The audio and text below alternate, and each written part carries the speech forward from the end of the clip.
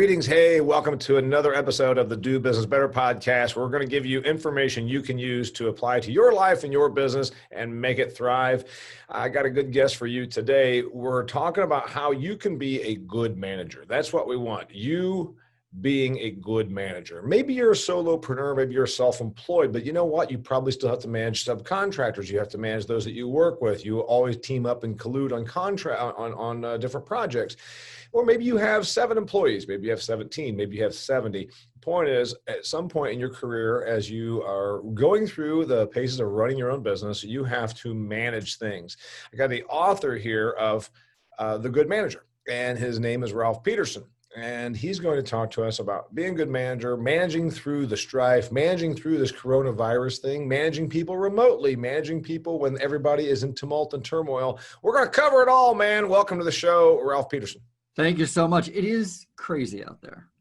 Not to put too fine of a point on it, but managing is very challenging right now. Very challenging.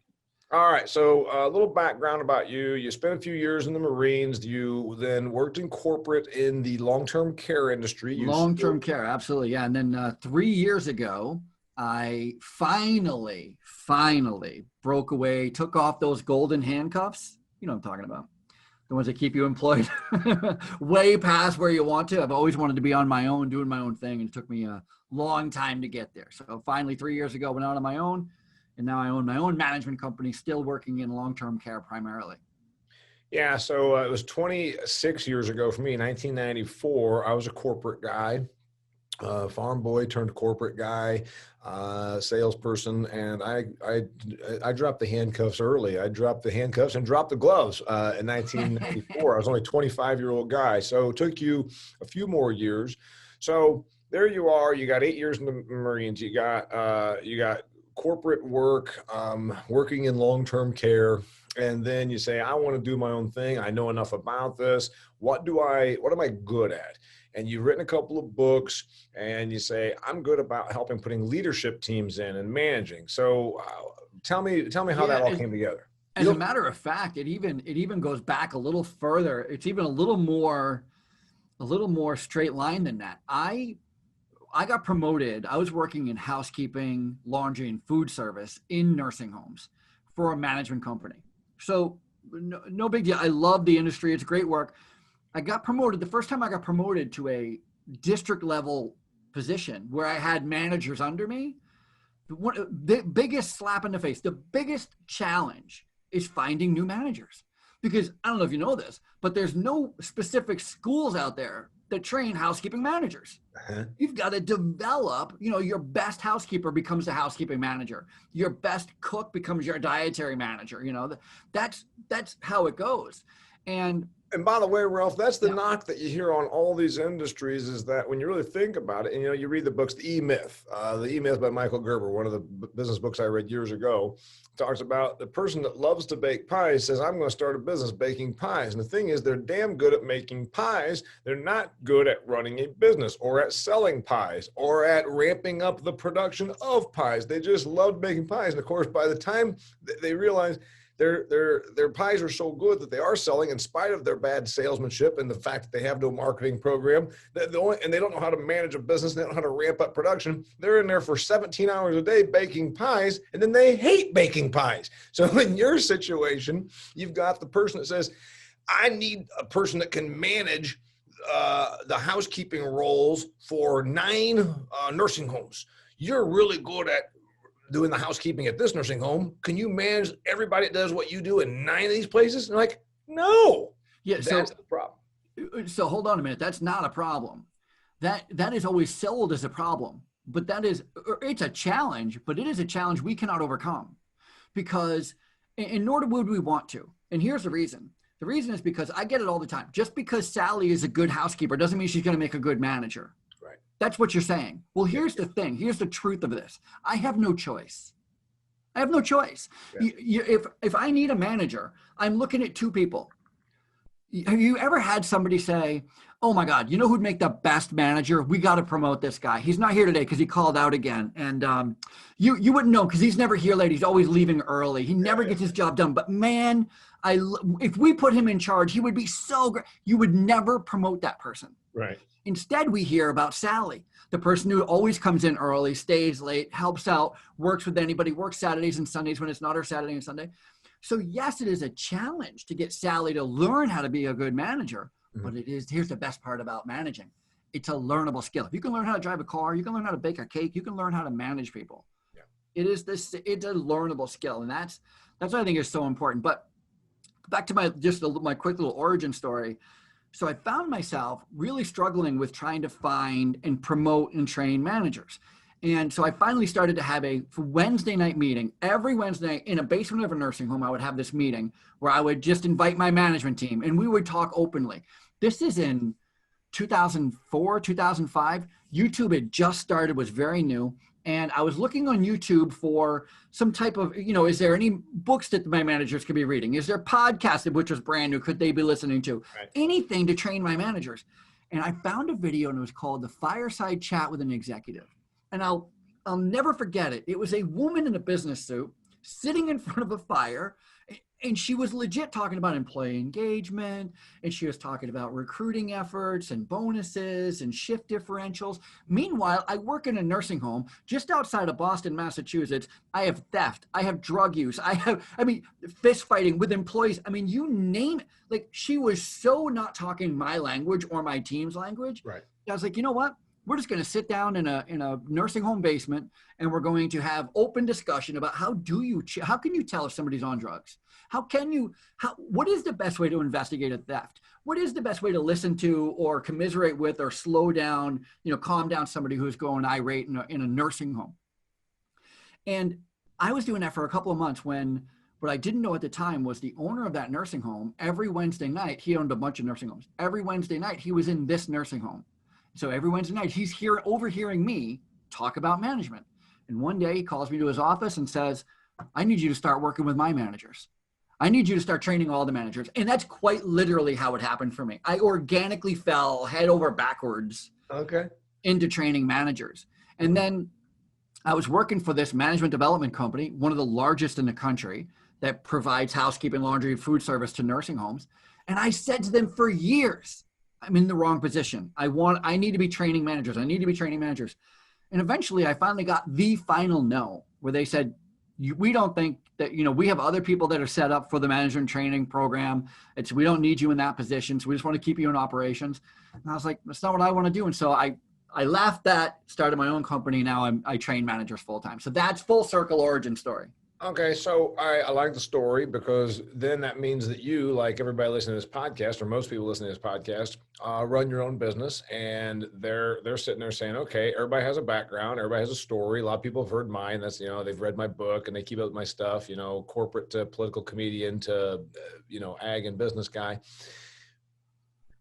Okay, you're running your own thing, but you're obviously your big value is how to train managers. And now you've got the book, How to Be a Good Manager. I got people listening to this podcast that maybe have 7 employees and they're saying, yeah, I do well, but what am I doing wrong? What are they doing wrong? I'll tell you, let me break down how to be a good manager in 3 easy steps. There's 3 things.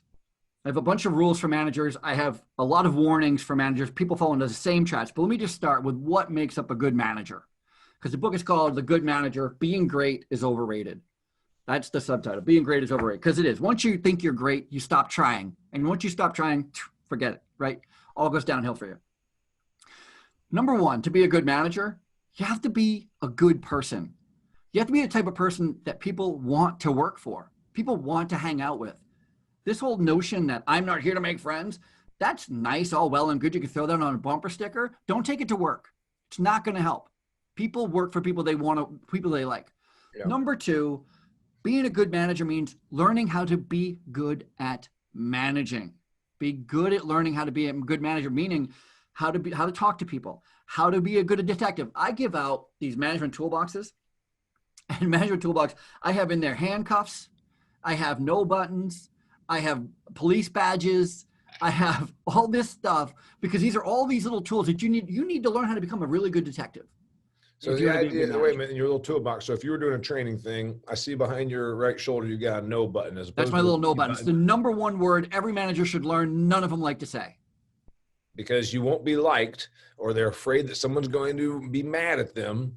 And they can't Million handle the percent. fact that in the break room, they're in there bitching about them because they said no. So tell me in your little tool kicks. I like that. Wait, you got 3 rules. Yeah. Oh, so, no, not 3 rules. 3 things that make up a good manager. The first thing is to be a good person. The second thing is learn how to be a good manager. It is a skill you need to learn. And the third thing is don't be evil. Okay. But don't be evil. Let's Now, go. hold on. The reason that don't be evil is there is only because it's not effective. I swear this is true, I am a manager. And what that means is you can rely on me to begin the day and end the day with the product. I can begin with nothing and I will see it through to the end that there's a product. Me and my team, as a manager, my job is to make sure the product or service is delivered when it's supposed to be delivered. That's my full job. If being evil, beating people up, talking down to them, kicking them in the butt instead of patting them on the back worked, and it worked consistently, I would be all for it. This book could be called How to Be Evil. Here's the problem. Doesn't work. It doesn't work. Right. It doesn't have any sustainability. There's study after study after study. The more evil you are to people, especially in public, the less people trust you, the less people work for you. So don't be evil because it doesn't work. All right. Be a good person. Yeah. Means. Well, I'll give you my 5 rules. So 5 quick rules on how to be a good person. This is how to be a good manager. Rule number 1, don't walk by trash. Pick it up. Managers should never walk by trash. As a matter of fact, most of the people that we promote to a management position are the type of people who wouldn't walk by trash. You find somebody not walking by trash, and you see somebody outside in public picking up a piece of trash and throwing it away, I want their number. Yeah. They're a good candidate for management. Rule number 2, you have to be on time. I was just listening to your latest podcast, and you had Angie Carell. Is that how you say last name? Carell? Carol, yep. Carol. Great podcast. It was a great show. Thank you. She says, I don't have a time when my employees show up. My head exploded. I was like, what do you mean there's no time? There's no set time to show up. Just get your work done. I'm like that girl. She said she lost somebody who couldn't handle that. Neither could I. Yep. I couldn't manage in such a chaotic environment. Rule number 2, you have to be on time. And I don't care what time that is. It could be 9 o'clock, 10 o'clock tomorrow. I don't care. But whatever time it is, people need to be able to rely on you. We're talking about managers.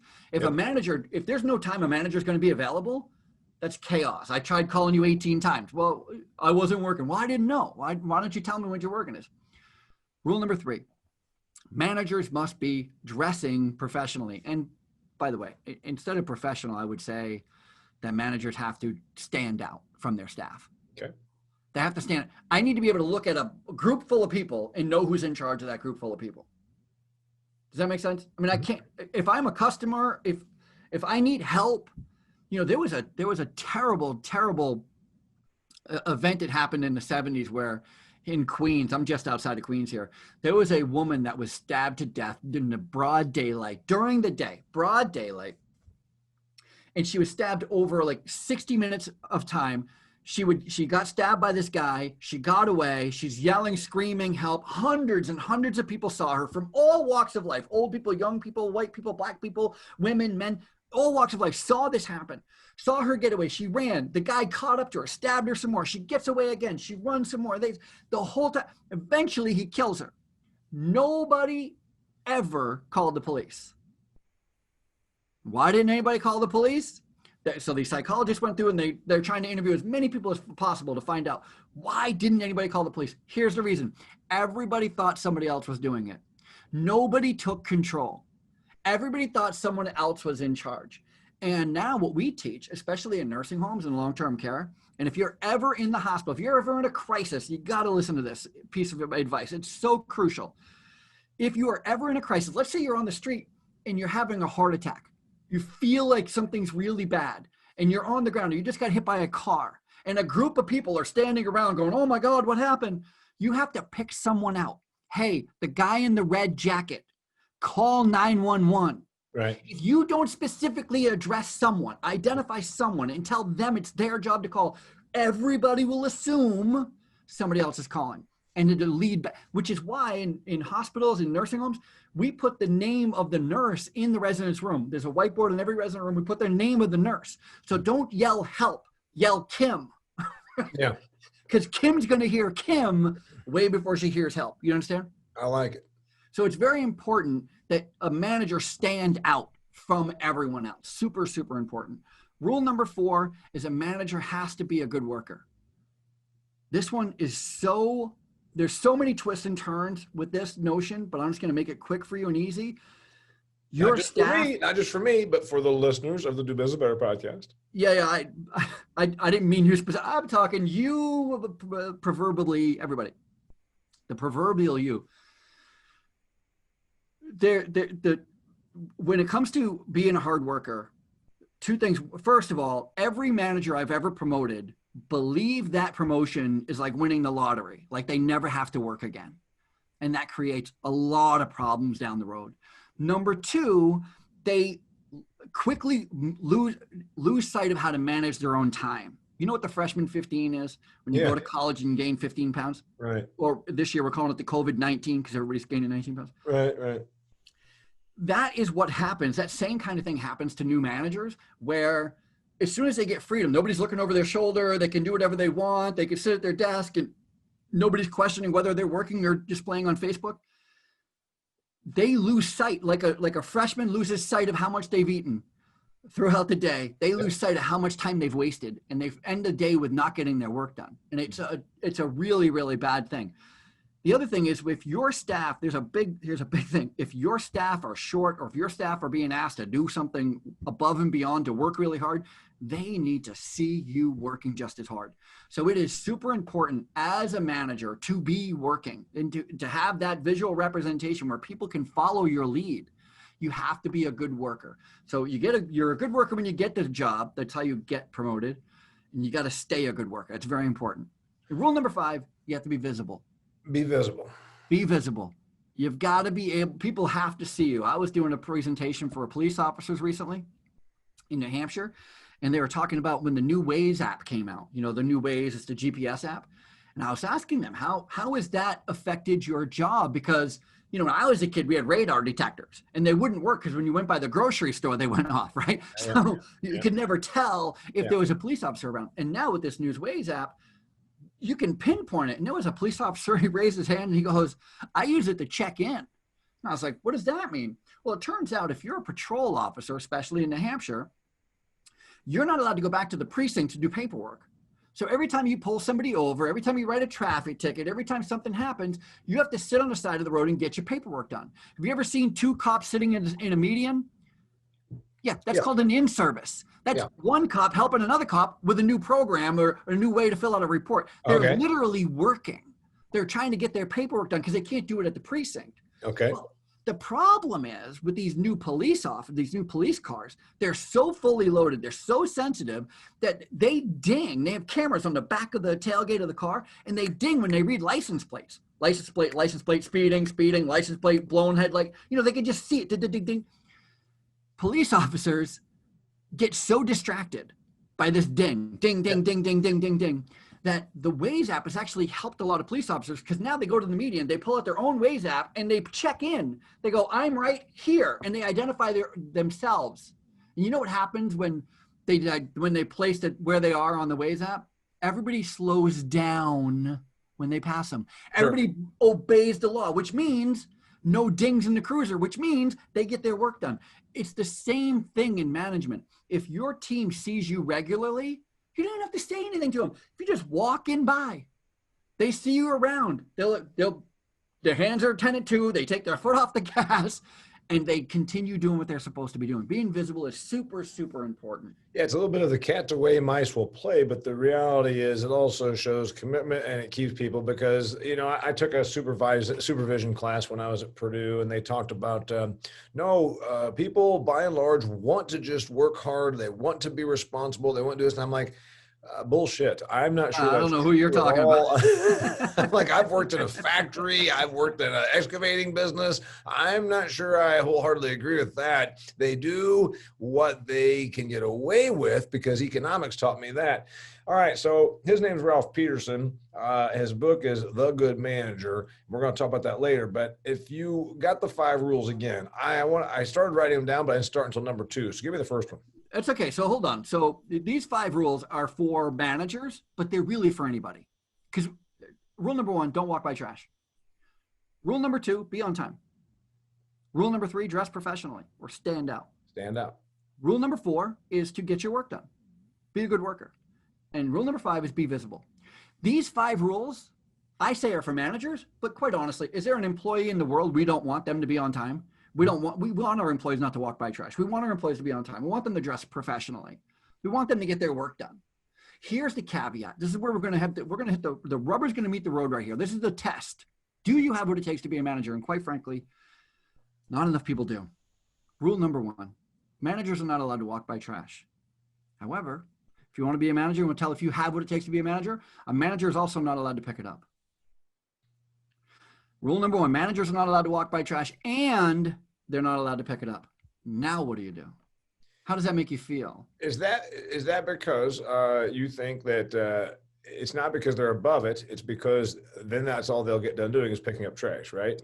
Because the management is a verb, it's an action word, and the job is action, and you have to make people, I'm using the word make intentionally. You have to make people do things they do not want to do or they are not otherwise doing. I do not need a manager for people who go to work and do what they're supposed to be doing every day without any problems. That's not what I need a manager for. You know why I need a manager? Because just like you said, most people, if not supervised, will not do anything. They will do the least amount as possible. In my book, my newest book, The Good Manager, the last page of this book, the last page is, quite frankly, where is it? There we go. Wait. It is a piece of trash. It is Jesus, how many pieces of paper they put in here? Here it is. It's perforated. You cut it out. You roll it. You rip this page out of the book. It's a piece of trash. You throw it on the floor and you see right here, instantaneously, a piece of trash. Do you have what it takes to manage? Do you have what it takes to tell people? Now think about what's going to happen. You walk up into the store, the shop, the nursing home, the hospital. You're walking along and you see a piece of trash on the floor and you're not allowed to walk by it and you're not allowed to pick it up. So the first person you see, you're going to be like, oh, nope, I won't say anything to her. She's going to give me, if I tell her to pick it up, I'll never hear the end of it. I'll just, hi, we'll just let her walk by. I'm not walking by it, but I'm not picking it up yet either. Okay. Next person comes along. The whole time you're going, all right, who am I going to make do it? Because I don't know who put it there. I don't know how long it's been there. I don't know what it's made of. I work in healthcare. You can just imagine the trash I find on the floor. I mean, it could be very gross. We don't know who put it there. We don't know how long it's been there. And every person I say, hey, excuse me, will you grab that piece of trash? Immediately they go to, I didn't drop it. Mm-hmm. Now, what's not my job, or it's not my job, or I'm above that. Don't you realize? A million percent. And what's my job? My job is to get you to pick it up. And so I would say, I didn't say you dropped it, but I don't want you walking by it. Yeah, here's the next pushback. Why don't you pick it up? Mm-hmm. Oh, so why don't I pick it up? Because my job is to make sure you pick it up. Well, I didn't drop it here. I understand. I didn't ask if you dropped it. I wouldn't imagine you're the type of person who drops it. I want you to do me a favor. I want you to pick it up this time. And if you see, just keep an eye out. If you see anybody drop a piece of trash, you have my permission to tell them to pick it up. Before you know it, that will be the universal thing. Now I tell you, I've been doing this a very long time. I've been working with this whole trash mentality for a very long time. And there is a way. It's not easy. It's not easy. Most managers I know, more than happy to pick up trash. Most managers I know would rather do the work than ask somebody to do the work. They'd rather pick up the slack than make somebody do it. You have to be tough to be a manager. Did you know, I don't know if you know this, but 2/3, 7 out of 10, essentially, of managers, brand new managers, fail in the first 90 days. 7 out of 10. Okay, they said fail. Fail. Get demoted or fired. Huh? Demoted or fired. Okay. Fail. All right. So they like legit told don't be a manager anymore. 7 out of 10, 6 out of 10. 5 million people are promoted to leadership positions every year. 3.3 million of them will be demoted or fired. Get demoted or fired. In 90 days. I'll be damned. 90 days. And that means that it's not easy work. It is not easy work indeed. And you know what? Let's talk about a couple of traps that we all fall into. A couple of things to look out for. Right. There are these golden rules, life's golden rules. Sure. I learned them when I was 10, 12 years old. That is, you should treat people the way you want to be treated. You've heard that golden rule, right? How about you should never ask anyone to do anything you wouldn't do? Right. Oh, that's one of my favorites. One of my favorites. You should praise publicly. And if you have to reprimand somebody, you should do it privately. We've heard that one's a feel good, right? That one's nice. Oh, you should never micromanage your team. And of course, always choose your battles. Mm-hmm. Every one of these rules I just told you, these golden rules of life, will make you fail so fast in management if you follow them. They are big, fat lies. So you're saying that all the stuff that we got told, don't ever ask anybody to do something you're not willing to do yourself. Now, the thing is, you are willing to do it. But the point is, you can't run a company by, as you said, doing. I'm not only am willing to unload the trucks. I've done the unloading of the trucks, but right now I need you to go and unload that truck because I've got to meet with another vendor. No. So it's worse than that. Let's talk about the origin story of that turn of phrase. That turn of phrase. I wouldn't ask anyone to do anything I wouldn't do. You know, that turn of phrase came out of the early 1900s, late 1800s, early 1900s, when factories were very slow on installing safety procedures, protocols, safety measures, and they were very fast at hiring children. Mm-hmm. And the unions, of course, were way against hiring children because child labor laws, and everyone was skirting outside the law, and the unions weren't being able to compete because they were taking all the grown male work. It was a big, big problem. Well, then you had some children, one right after another, horrific accidents. Newspaper gets a hold of them, and it's national headlines. And big business in America, corporate business, takes a huge hit. And I'm talking for years it was a big hit until somebody came up with a brilliant marketing strategy. You know what that brilliant marketing strategy was? We would never ask you to do anything that we weren't willing to do ourselves. Wait, listen, we are not corrupt. We are good. We hear it today. We put people first. We are a green company. Our environment matters to us. We are against pollution. You hear it's in advertising today. Sure. We all say the same thing. Oh my God. The reason why it is such a detriment to managers is because somewhere along the line, somebody said, hey, that is not just a tagline for marketing, which is what it was intended. That's actually how managers should behave. Like, you shouldn't ask somebody to do something you wouldn't do. And managers, especially new managers weak managers who are not very good at managing, they hide behind that turn of phrase. They legit hide behind it. Why are you picking up that trash? Why are you putting away those supplies? Why are you doing that task? Oh, I believe that I wouldn't ask anybody to do anything I wouldn't do. As a matter of fact, anybody who ever gets promoted, the first thing they do, you send somebody, welcome, here's your new job. You're the manager. Here's your badge. Here's your title. Meet your new team. The first thing they do when they meet their team, every manager, they justify why they got hired. Tell you where they went to school, how much experience they have, how long they've been here, and what you can expect. And you know what you can expect? I'm going to be the best boss ever. I have one of these greatest things called an open door policy. Worst policy in the world, by the way. Open door policy, please. It'll ruin everything on you. Close the door and have office hours.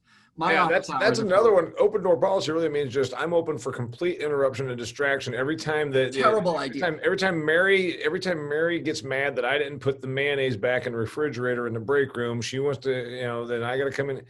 No. It takes 25 minutes. There's a whole study. If you're in the flow working and somebody interrupts you, it takes you 25 minutes to get back on your game. You times that by 10 interruptions, that's half a day. Like, why can't I get my work done?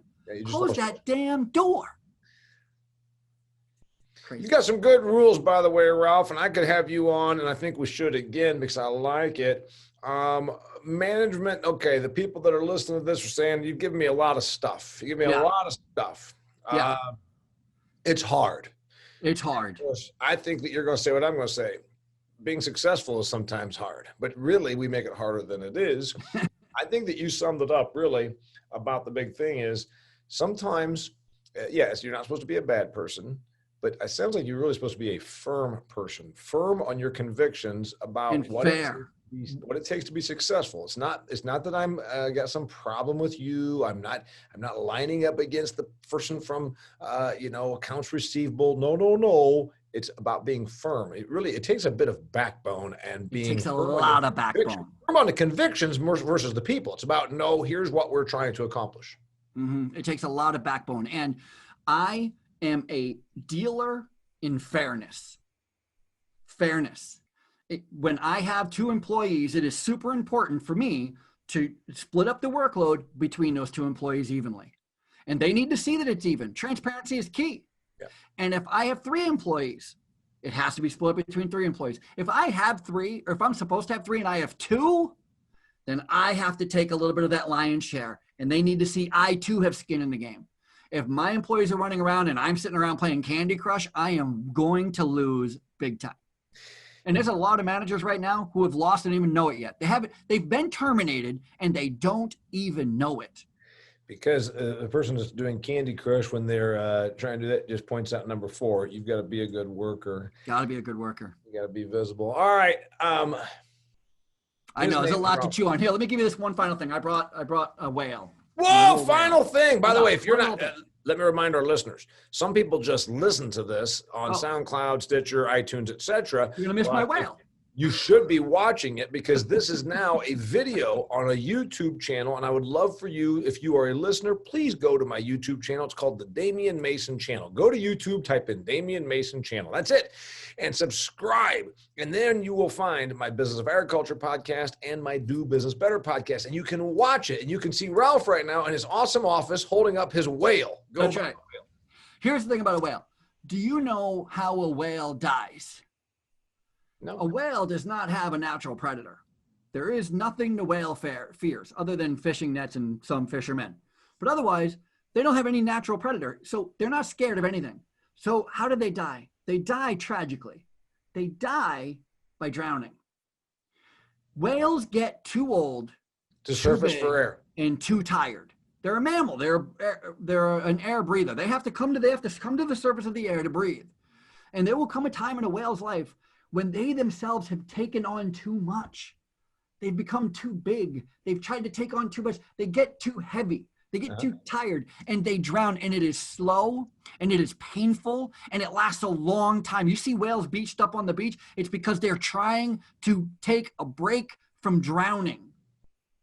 It is terrible and it is tragic. And that is happening right this second to every manager who is trying to do more. Every manager who doesn't have the guts to stop somebody and say, hey, please grab that piece of paper for me, knowing that they're going to give you pushback, knowing that they're going to say, why the hell don't you do it? Every manager says, I'll pick it up. Is that same manager who's working 10, 12, 14 hours a day, Saturdays, Sundays, no family life. You are drowning. You are drowning. And you're better than that. Stop being a whale. Good Lord. That's a great closing point right there. Eventually you get too big, too old, too tired, and you're going to drown. Go ahead and don't be a whale. His name's Ralph Peterson. If they want to check out your stuff, where do they find you, my friend? RalphPeterson.com. Best place, RalphPeterson.com. You can see everything. All right. And that's where you should find him. And then you are told already, dear listener, dear viewer, go to my YouTube channel. Please subscribe. It'll help visibility. Also, keep listening. There's always good stuff here to help you live a life and business by choice. Till next time, it's the Do Business Better podcast. Thanks, Ralph. See you later.